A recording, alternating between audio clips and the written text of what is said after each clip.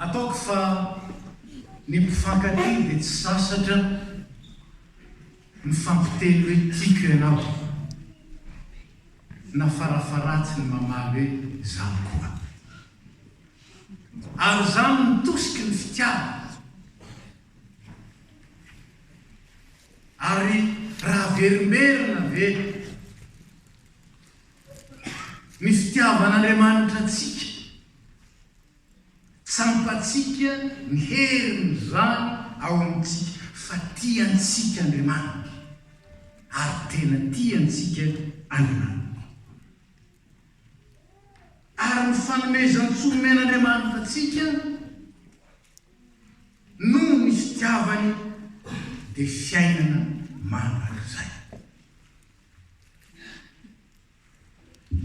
Fiainana mandrakizay no men'Andriamanitra antsika. Ary ambaran'i Paoly mazava zany fa io fiainana mandrakizay io tsy nomena ho an'ny olona izay mendrika any am-piandohana, fa nomena indrindra ho an'ny mpanompo izay tian'Andriamanitra ho afahana, tian'Andriamanitra sy tiany ho alana amin'ny vokatry ny ota dia ny fahafatesana mandrakizay sy ny fahaverezana mandrakizay. Asa raha azonao an-tsain'Andriamanitra mety mitomany mihitsy azy mahita ny mpanota tsy mahalala fa any amin'izay tsy tiany indrindra ny lalana izorany. Kanefa tsy mianona fotsiny amin'ny mitomany ny tompo na malahelo fa niditra tsehatra izy ary ny ray ny zanany na foiny ny zanany satria tiany izaho sy ianao.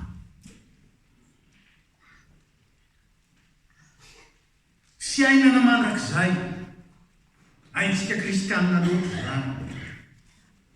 Saingy matetika diso fijeritsika ny amin'izany atao hoe fiainana mandrakizay zany. Raha nanaraka tsara ny hira teo isika dia hoy ny mpamorikira hoe faniriko ny andova lanitra dia ny ety an-tany. Manomboka eto ny fiainana mandrakizay ny aho,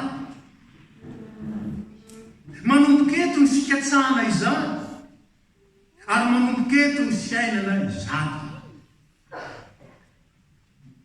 Ary raha tsy mandray ny fiainana mandrakizay izao ianao, tsisy fiainana mandrakizay ho anao any ankoatra. Fahamarinana araka an'Andriamanitra izany. Zao anefa io fiainana mandrakizay omeny dia ny zao io mila inonana mino zany. Eo milazany Paoly azy amin'ity Efesianina toko 4 ity dia tena azo lazaina hoe fanambarana goavana. Ary mila ngamba manao positation kely misainao vao mahazo azy. Ahoana ny lazany azy? Fa Andriamanitra izay manan-karena amin'ny famondram-po noho ny alehibe ny fitiavana izay nitiavany itsika. Mafonja be nge zany. Ary zany nambarany Jeremiara teo, fitiavana mandrakizay ny nitiavako anao, zany namparetoko famondram-po aminao. Tsisy fitiavana maharitra raha tsy misy famondram-po. Ary satria lehibe ny fitiavan'Andriamanitra izay nitiavany itsika dia niaren'ny famondram-po no naseho ka dia tsy misainy ny otako sy ny otanao. Ka dia novelomitsika niaraka tamin'i Kristy io izy ao amin'ny 15 dia niarana tsangany ka niarana petrany any an-danitra ao amin'ny Kristy Jesosy. Asa raha azonao an-tsaina izany raha manana ny Kristy marina ianao, raha nandray ny fiainana mandrakizay marina ianao, efa any an-danitra ny sezanao ny toeranao, efa mipetraka any an-danitra amin'ny Kristy Jesosy ianao. Voalohany zavatra efa ankehitriny zany ary zavatra inony zany. Za ty tany ty ve dia efa any sady. Eny tompoko, tena any ianao raha mily ny fanambarana sain izao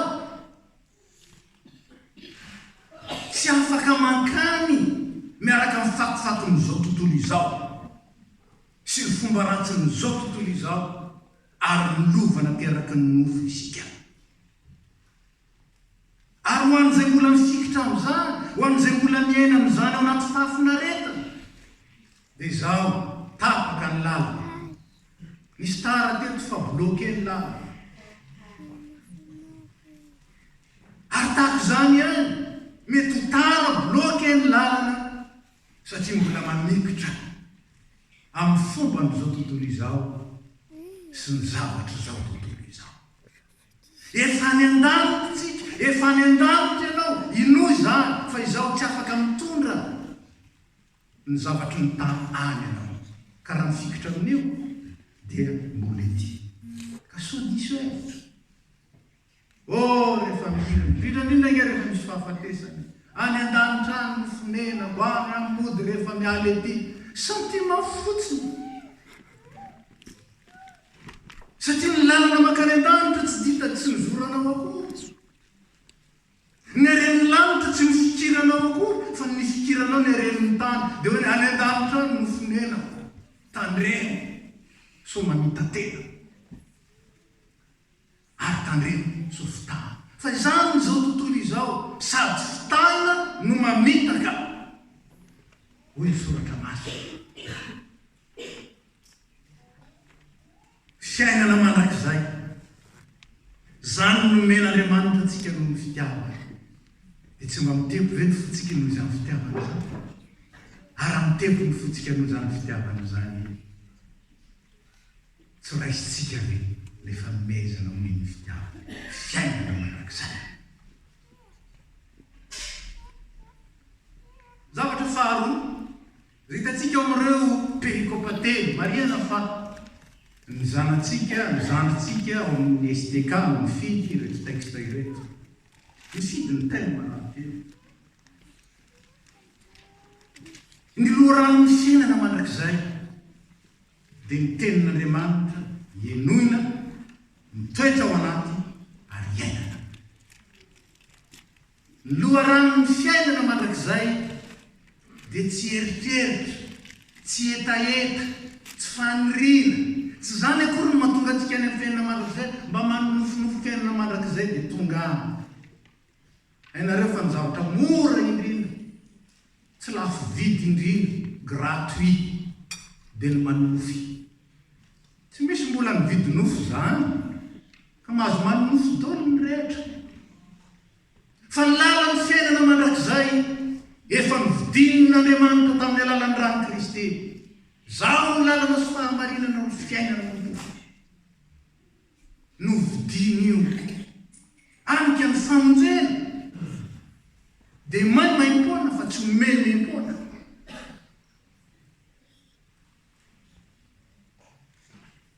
Ny famonjena dia maimaimpona fa tsy homemem-pona.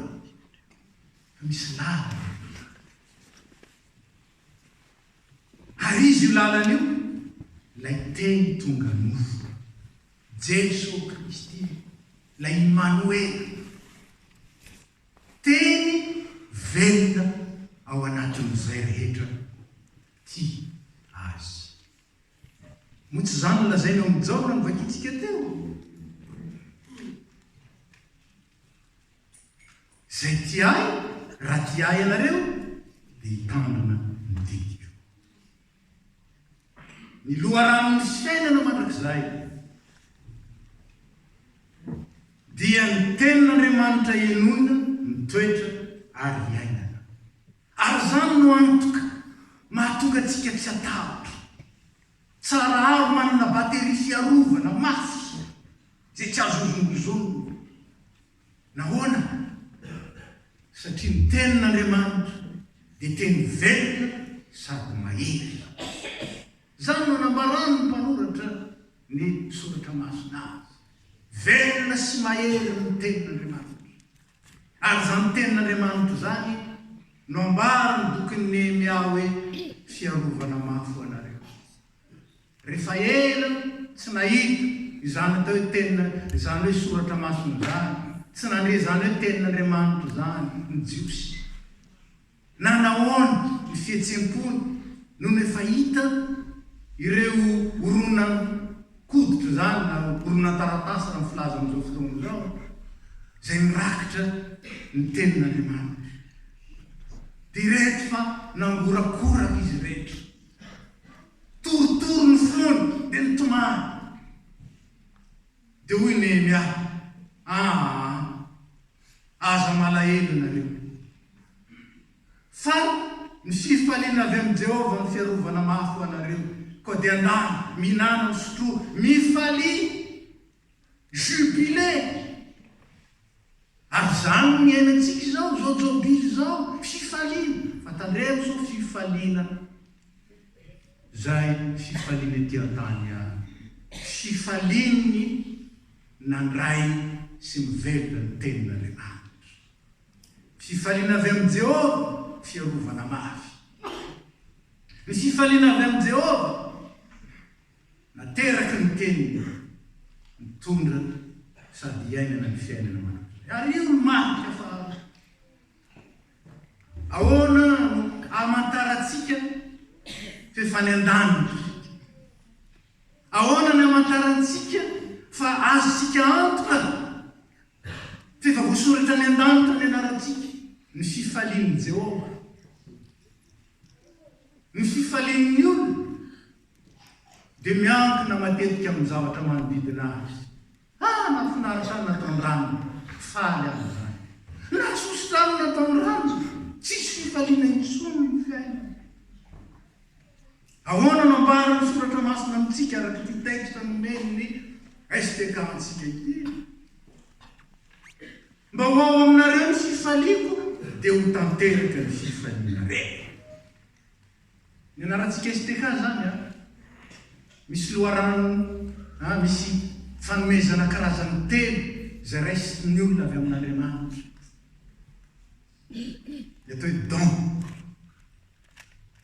Ao ny atao hoe don extérieur, io ny mahazatra antsika io, mahazo cadeau, zavatra io, zavatra ivela. Zay raisitsika. Ho avy moa zao ny krismasy dia miandry cadeau ny betsaka. Fa ny fananana, itony fitaovany itony, fanomezana avy amin'Andriamanitra daholo, zavaboarin'Andriamanitra daholo nanaovana itony. Tsisy ny foron'olombelona iray azy, nanamboatra ny nataony olona. Ny karazana fanomezana faharoa dia ny fanomezana zay anaty talenta, fahaizana, toe-po, etc. Reny fanomezana koa reny avy amin'Andriamanitra. Ny karazana fanomezana fahatelo dia ny fifandraisana, ny fanomezam-pifandraisana. Nomeny renitsika, nomeny ray, nomeny mpiray tampo, nomeny namana, nomeny sakaizy, etc. Eny fa mety nomeny fahavalo koa azy. Fanomezana avy amin'Andriamanitra. Saingy reny fanomezana reny dia fanomezana eto an-tany. Izay miteraka fifaliana fa mandalo ihany. Nazo cadeau ianao potika le cadeau zay ny dita. Malahelo eo. Saroko tsara ny anankiray nirehitra le ordinateur, rehefa cadeau aho. Dia izy mitomany potika le ordinateur. Lasa niaraka tamin'le ordinateur ny fifaliana. Fa misy ilay mitahiry ny fifaliana. Zay miteny amintsika hoe mba ho aminareo ny fifaliako dia ho tanteraka ny fifalianareo rehetra.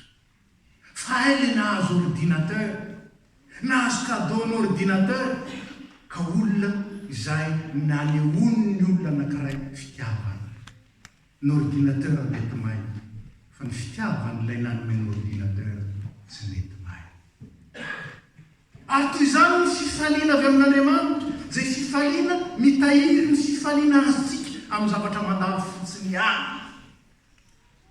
Ka ny fiainana mandrakizay dia ny fahazoana mifaly amin'ilay mpanome fa tsy mifaly fotsiny amin'ny fanomezana. Ary zany fifaliana zany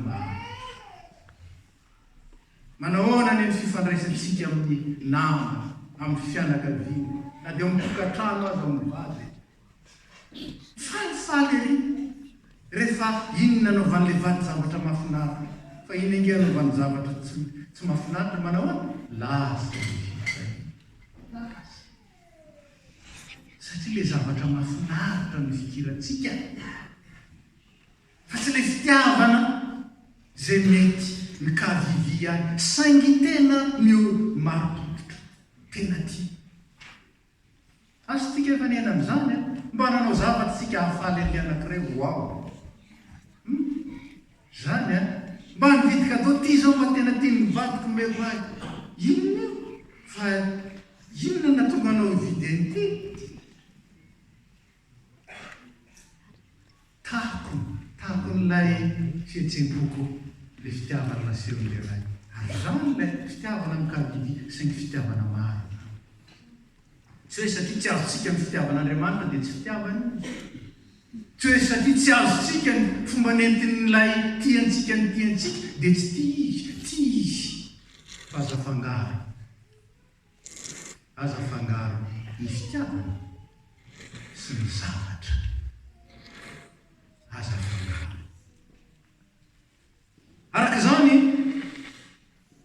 ny tena fifaliana azo antoka ateraka ny fananana ilay fiainana mandrakizay zay vokatry ny fitiavan'Andriamanitra ny tena azo antoka dia ny firaisanamiko ny fiombonana raha miray amiko ianareo ny tompo ary dia miverimberina amin'ny jaona toko 5:10 miverimberina ny hoe miray amiko firaisana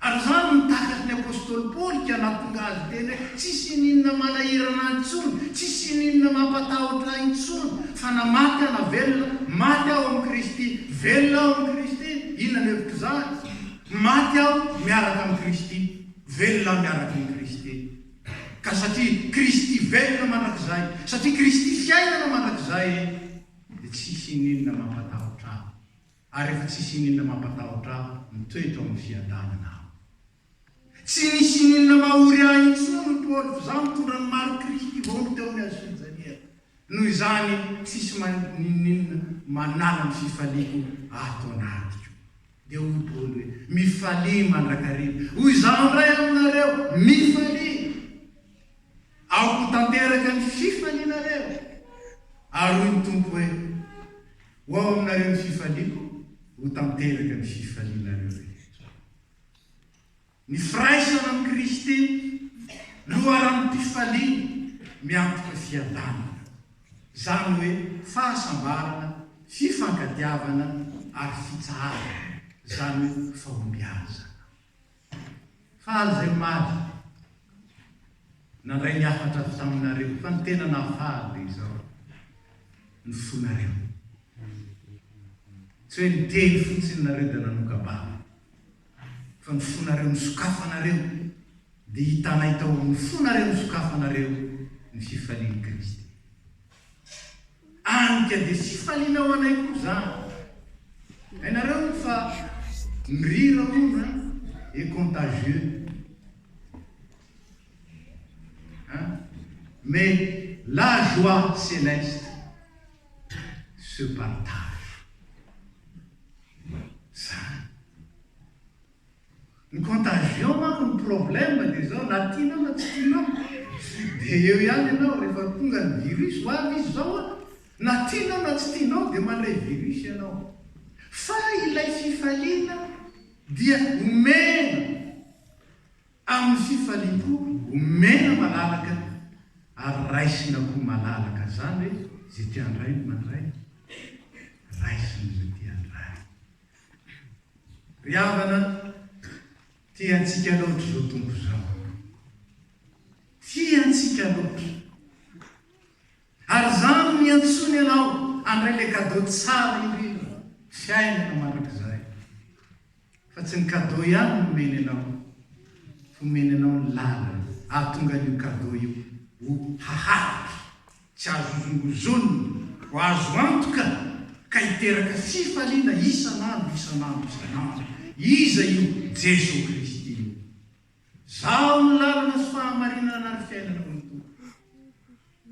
Zay manana ny Kristy manana ny fiainana. Zay manana ny Kristy manana ny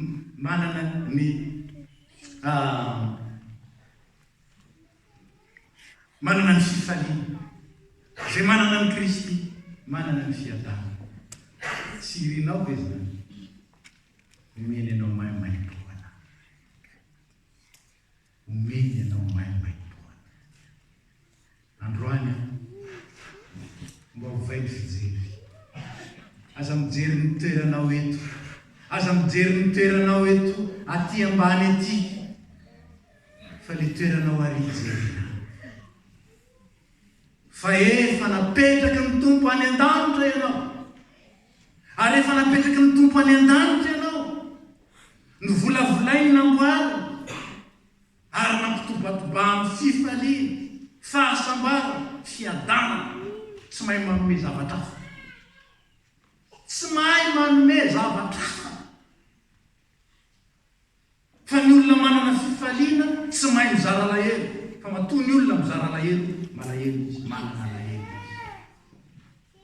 Ny olona manana fiadanana tsy mahay mizara korontana. Satria ny fiadanana anao aminy, ary tsy afaka manome afa-tsy izay ananantsika isika. Ary zany ny asan'Andriamanitra eo amintsika. Zany asan'Andriamanitra zany ny manosika antsika kosa anao asa tsara. Ary zany amin'ny manambaran'ny Paoly apôstôly azy eo amin'ny Efesianina. Inona ne ny endriky ny fiainana mandrakizay ny fiainantsika?